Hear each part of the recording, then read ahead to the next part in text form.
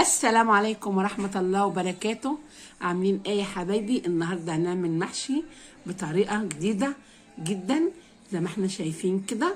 وقبل ما نروح على تصوير الفيديو هنعمل لايك وهنعمل ايه اشتراك وهنعمل تفعيل للقناة وهنمشي مع بعض خطوة خطوة. يلا بينا يلا بينا. السلام عليكم ورحمة الله وبركاته. عاملين ايه يا حبايبي؟ كل سنة وانتم طيبين. النهارده بقى انا عندي كده جبت كيلو شرايح من اللحمه. طبعا انا حاطه هنا صينيه. الصينيه دي نحط فيها زيت ذره، وبعد كده انا هعصق دي يعني ايه هاخدها صدمه، وهنعمل بيها احلى حله محشي بطريقه جديده جدا. فدي الاول هناخدها صدمه الاول عشان تبقى ايه يعني لها طعم كده. الاول انا حطيت لها هنا بصله مبشوره وفلفل وبهارات بحيث انها تخلي الطعم بتاعها جميل جدا. فهنمشي مع بعض واحده واحده زي ما احنا شايفين كده. حطيت اللحمه بالتتبيله بتاعتها في صينيه هنا وعلى البوتاجاز، وهديها بس صدمه من فوق يعني ظهر وش كده صدمه. طبعا زي ما انا عملت كده طرنشات بصل طرنشات طماطم. وطبعا هنا ايه عصرت اللحمه، مش بديها تحمير، انا بديها بس ايه صدمه. هنا طبعا الخلطه طبعا كلنا عارفين خلطه المحشي اللي هي المسبكه، اللي بحبها مسبكه لما بكون ايه بعملها من بالليل واقوم الصبح ان انا احشي ببقى ايه الوقت خلاص يعني ايه مش هيبقى كتير وبتاثر في الوقت. ده طبعا هنا اهو حاطين في الطبق اهو. طبعا هنعمل ايه بعد كده؟ هنرص اللحمه. هرص اللحمه الاول هنا كده من تحت هنا كده. بسم الله بسم الله. هنا بقى اللحمه هنا كده هنرصها.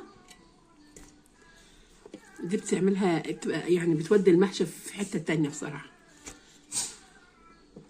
زي ما احنا شايفين كده. بسم الله. لازم تاخدها الاول ايه صدمه. طبعا انت بتحط لها البهارات بتاعتها وبتعملي البصله بتبقى ريحتها يعني بصراحه يعني قبل ما تحشي ريحتها جميله جدا وبتخلي ريحه المحشي اكيد جباره. طبعا البهارات تحط 7 بهارات هنا مع خلطه المحشي، ولازم الكمون والفلفل والثوم، وتعملي كده بصلتين كده هتقليهم. طبعا كلنا عارفين خلطه الكرنب طبعا بنعملها اذا كان ني في ني بعمله كده على طول من غير ما بسبك، بس ده كده انا مسبكاها.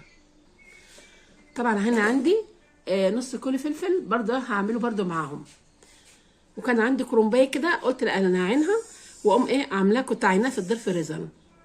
زي ما احنا شايفين كده دي الرئه الاولانيه الطبقه الاولى. الطبقه الاولى زي ما احنا شايفين كده. طبعا المقاس الصباع حسب ما انت عايزاه. انا بحبه لا كبير ولا صغير قوي يعني في المعقول، في المعقول اللي ام القصه تحبه يعني كده. زي ما احنا شايفين كده الطماطم بسم الله ما شاء الله عليها. اهم حاجه ان انت تعملي الصلصه كده ما تكون ناشفه يعني ما تكونش فيها ميه مسرسره ميه عشان ايه ما تضايقكيش كمان وتبقى ايه مش حلوه. هخلص بس ايه بقيه المحشي واوريه لكم. كده خلصت زي ما احنا شايفين الفلفل والورق الكرنب زي ما احنا شايفين. اما اللي عليه الابيض دي معلقه السمنه بلدي، دي هتوديه في جنب تاني خالص يعني هتوديه في مكان تاني خالص بيخليه جميل جدا طعم.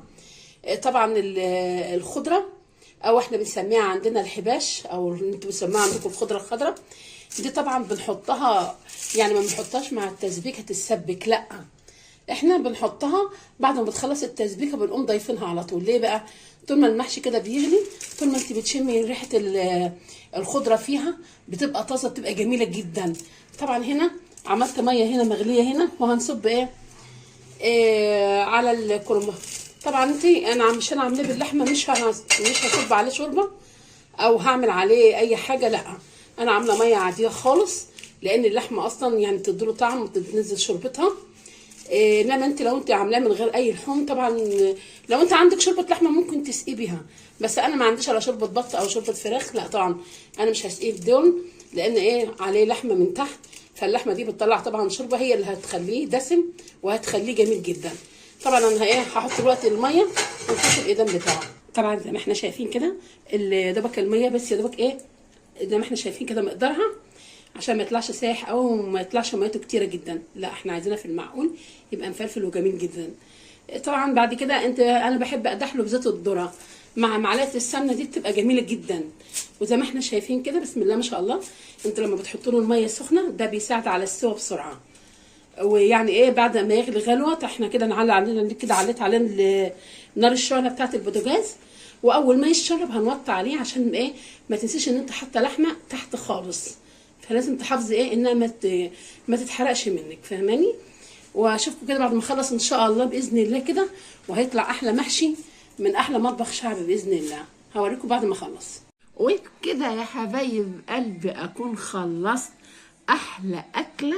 بسم الله ما شاء الله، شايفين الصوابع مرصوصه ازاي؟